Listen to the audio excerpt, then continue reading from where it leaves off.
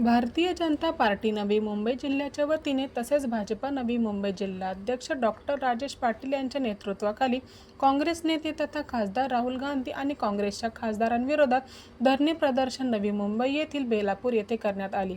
या आंदोलनात कोकण विभागीय संघटन तसेच परिवहन समितीचे सदस्य अभिजित पेडणेकर, गोपाळराव गायकवाड, मंडळ अध्यक्ष अजय सिंग, प्रमोद जोशी तसेच भारतीय जनता पार्टीचे पदाधिकारी कार्यरत मोठ्या संख्येने उपस्थित होते। ज्या पद्धतीनं प्रत्येक गोष्टींमध्ये राजकारण करून इथल्या आपल्या भारतवासियांमध्ये एक द्विधा मनस्थिती त्या ठिकाणी करण्याचं काम, द्विधा मनस्थिती देण्याचं काम कोणाच्या मार्फत होते तर सध्याच्या घडीला राहुल गांधींच्या मार्फत होते। आज ते हे पद्धतशीरपणे विसरल्यात की ह्या संसदेमध्ये जे सभागृह आहे त्याचे विरोधी पक्ष नेते आहेत।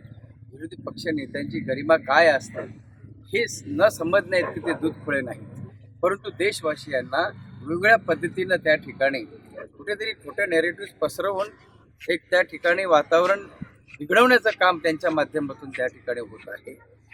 आणि आता ही घटना तर फार क्लेशदायक घटना आहे, देशाला त्रासदायक घटना आहे की जो संसद सार्वभौम आपली संसद आहे त्या संसदेच्या मकरद्वाराच्या तिथे त्याच ठिकाणी चहा पाण्याची पार्टी करतात। काय लाज लज्जा शरम नावाची काही चीज आहे का? तुम्ही लोकप्रतिनिधी आहात, संपूर्ण देशाची शान असलेली आपली संसद भवन आहे। त्या संसद भवनमध्ये जाताना आपले लाडके पंतप्रधान नरेंद्र मोदीजींनी त्या अमोल कांबळे, जनशक्ती, नवी मुंबई।